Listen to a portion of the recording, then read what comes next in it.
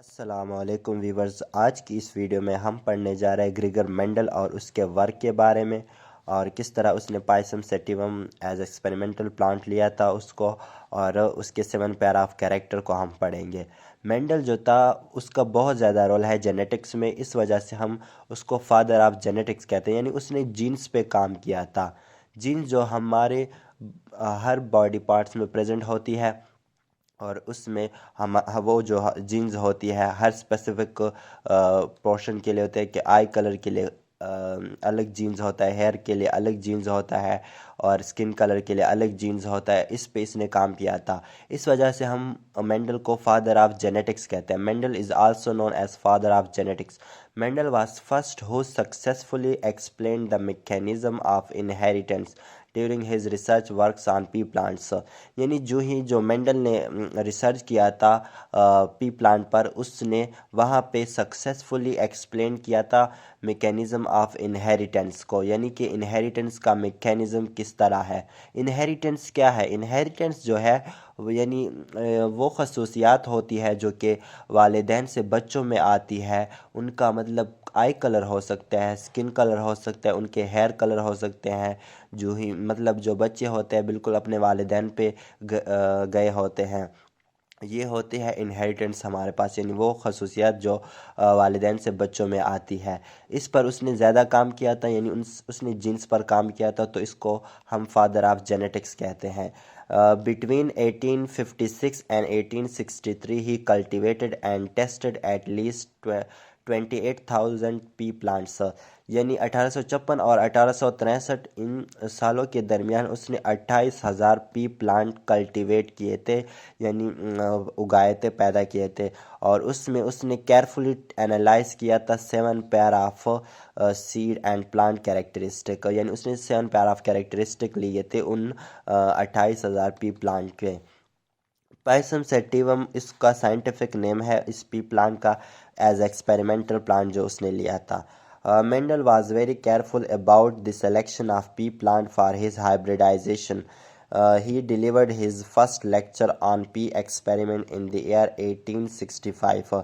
यानी उसने पहला लेक्चर जो दिया था वो 1865 में दिया था पी पर, और and published his paper experiments on plants hybridisation. ये उसने पेपर पब्लिश किया था इन द ईयर 1866।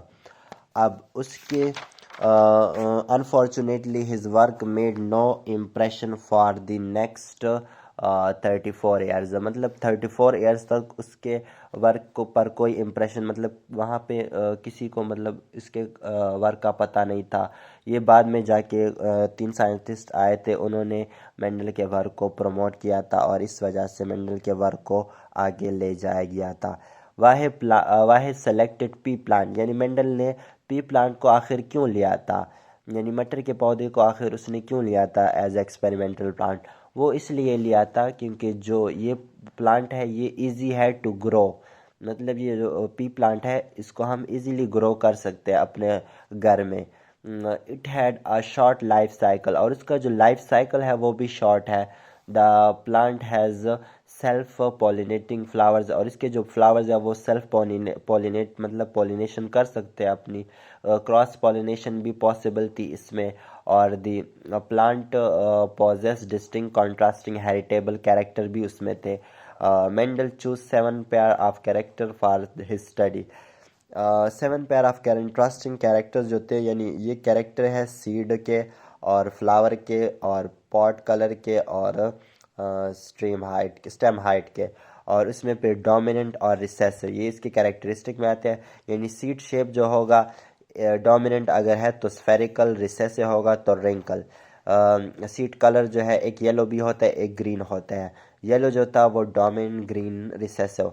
पर्पल फ्लावर और वाइट फ्लावर।